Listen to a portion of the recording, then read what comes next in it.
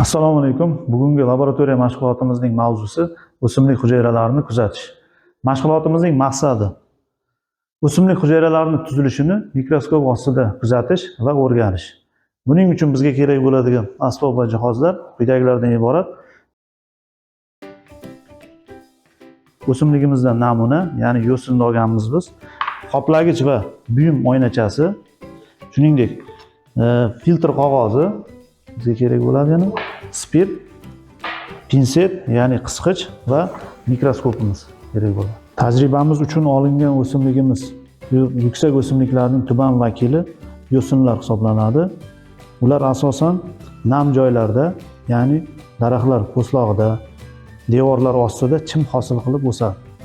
Bu o'simligimizning bargi, demak, barg hujayrasi yupqa tuzilgan bir hujayrali hisoblanadi. Mikroskop ostida kuzatishimiz oson bo'ladi buni. Namuna olib turib, demak, ortiqcha qismlarni kesib tashlaymiz. Qaychi bilan kesib tashlab,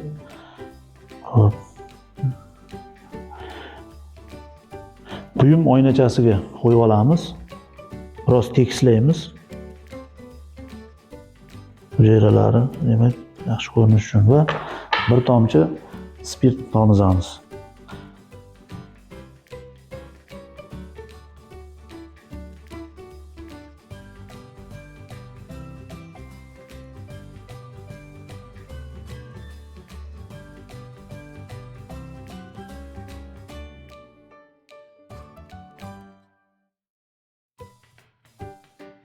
Bundan so'ng qoplagich oynamizni yopamiz ustidan.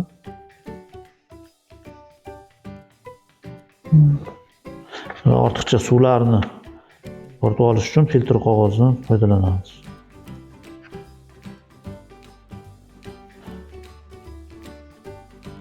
Demak, mana preparatimiz tayyor bo'ldi.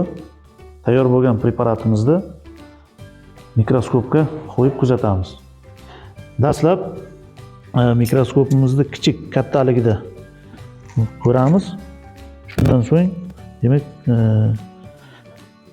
obyektivni kattarog'iga, demak, ko'taramiz, moslashtirib. Mana kuzatishimiz mumkin.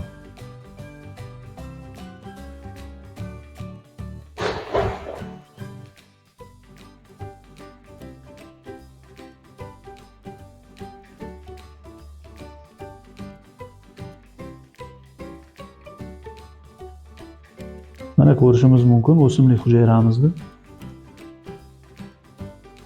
Barg hujayralari, mana xlorofil donachalari ko'rishingiz mumkin, xlorofil donachalarini.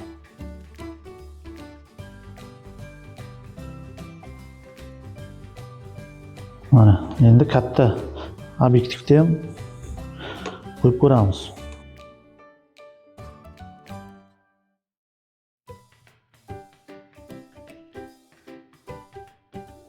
Mana barg hujayralarimizni ko'rishimiz mumkin, xlorofil donachalari.